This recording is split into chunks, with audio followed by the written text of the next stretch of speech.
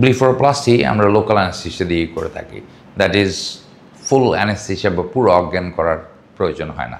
উপরের চোখের পাতা যখন আমরা লোকাল অ্যানেস্থেসিয়া দিয়ে ব্লিফারোপ্লাস্টি করে দিই, পেশেন্ট 1 ঘন্টা পরে বাসায় চলে যেতে পারে।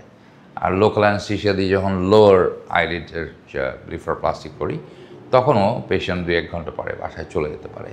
প্রবলেমস অথবা কমপ্লিকেশনস সব সার্জারিজ বিভিন্ন কারণে।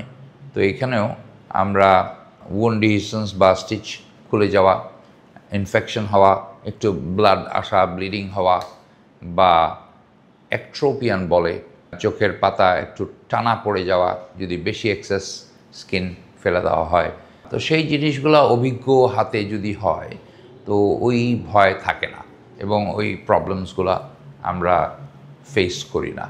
কারণ সবগুলো সার্জারির মধ্যেই অ্যাকুরেসির একটা ব্যাপার আছে। খুব সিনসিয়ারলি অ্যাকুরেটলি কাজ করলে উই ক্যান অ্যাভয়েড কমপ্লিকেশনস।